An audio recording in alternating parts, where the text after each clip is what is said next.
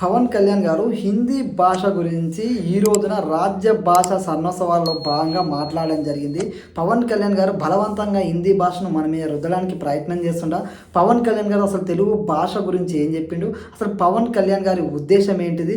మొన్నటిదాకా సనాతన ధర్మం అన్నాడు, మరి నేనేమో హిందీ భాష అంటాడు. ఈయన యొక్క ఉద్దేశం ఏందనేది ఈరోజు వీడియోలో వద్దాము. చలో టాపిక్లోకి వెళ్ళబోయే ముందు దయచేసి ఒక లైక్ ఇవ్వడం మర్చిపోకండి. మీకు విలువైన కామెంట్ తెలియజేయండి. వీడియో పూర్తి చూసిన తర్వాత సబ్స్క్రైబ్ చేసుకోండి. చలో టాపిక్లోకి వెళ్దాం. పవన్ కళ్యాణ్ గారు ఈరోజు రాజ్య భాష సన్నోత్సవాల్లో భాగంగా కిషన్ రెడ్డి గారితో కలిసి ఆయన మీటింగ్లో పాల్గొన్నాడు. హిందీ భాష యొక్క ప్రాముఖ్యతను తెలియజేస్తూ తెలుగు భాష అంటే అమ్మ లాంటిది, హిందీ భాష అంటే పెద్దమ్మ లాంటిది అని చెప్పేసి ఉదాహరణగా ఆయన చెప్పడం జరిగింది. హిందీని రాష్ట్ర భాష, రాష్ట్రీయ భాష అని చెప్పి ఆయన చెప్పడం జరిగింది. కొంతమంది మిస్అండర్స్టాండింగ్ చేసుకుంటారు. రాష్ట్ర భాష, రాష్ట్రీయ భాష అంటే జాతీయ భాష అని అర్థం, ఆ జాతీయ భాష అంటే హిందీ అని అర్థం. సో ఇదే విషయాన్ని ఆయన ప్రస్తావించిండు. హిందీ భాష వల్ల మనం ఇంట్లో అమ్మ భాషని తెలుగు మాట్లాడుకుంటే సరిహద్దులు దాటితే మనం హిందీ భాషను మాట్లాడుతుంటారు. ఎక్కువ మంది మాట్లాడే భాషను నేర్చుకోవడం వల్ల ఉపయోగం ఉంటుంది.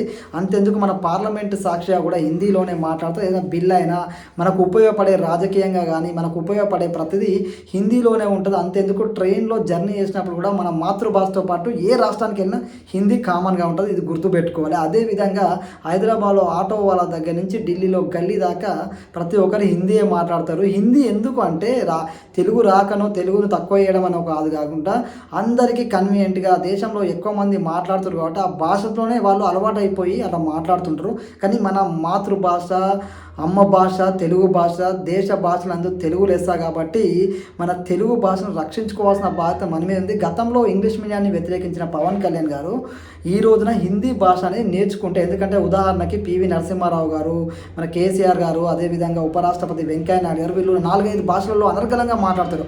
అట్లని చెప్పేసి అమ్మ భాషను చంపేయట్లేదు, అమ్మ భాషను దూరం చేయట్లేదు. తెలుగు భాషని ప్రేమిస్తారు, గుండెల్లో పెట్టుకుంటారు. తెలుగు, హిందీ, ఇంగ్లీష్, కన్నడం, తమిళ్, మలయాళం, మిగతా భాషలు ఏవైతే ఉంటాయో వాటిని గౌరవిస్తారు. అదే పవన్ కళ్యాణ్ గారు ప్రస్తావించింది తప్ప వేరే ఉద్దేశం లేదు. పవన్ కళ్యాణ్ అనే వ్యక్తి సనాతన ధర్మం గురించి మాట్లాడుతూ ఇంకొకరికి నచ్చపోవచ్చు, అదేవిధంగా హిందూ ధర్మం గురించి మాట్లాడుతూ ఇంకొకరికి నచ్చపోవచ్చు, హిందీ భాష గురించి మాట్లాడితే మరొకరికి నచ్చపోవచ్చు. అది వారి వారి అభిప్రాయం. అంతేగాని పవన్ కళ్యాణ్ అనే వ్యక్తి పూర్తిగా నేను చూసిన వీడియోను చూడడం జరిగింది, ఆయన మాట్లాడింది వినడం జరిగింది. ఆయన అమ్మ భాషను గౌరవించాలి, అమ్మ భాషను గుండెల్లో పెట్టుకోవాలి, ఇతర భాషలను గౌరవించుకోవాలి. హిందీ నేర్చుకోవడం వల్ల, ఒక భాష నేర్చుకుంటే నువ్వు ఇంకొక వ్యక్తితో సమానమని పవన్ కళ్యాణ్ గారు క్లియర్ కట్గా చెప్పడం జరిగింది. తెలుగు భాష అంటే అమ్మ భాష అని పదే పదే చెప్పిండు. హిందీ భాషని పెద్దమ్మ భాషతో పోల్చిండు. ఎందుకంటే సౌత్ ఇండియాలో కానీ దేశంలో ఎక్కువ మంది మాట్లాడతారనే ఉద్దేశంతో చెప్పిండు. అది ఆయన మాటలు పూర్తిగా వింటే అర్థమైపోతుంది. ఇది నా అభిప్రాయం. అంటే ఎవరినో తెలుగు భాషను ఆయన తగ్గించిండనో లేదంటే హిందీ భాషను మెచ్చుకుండానో కాకుండా ఆయన మాట్లాడింది పూర్తిగా విన్న తర్వాత నేను ఇస్తున్న విశ్లేషణ ఇది.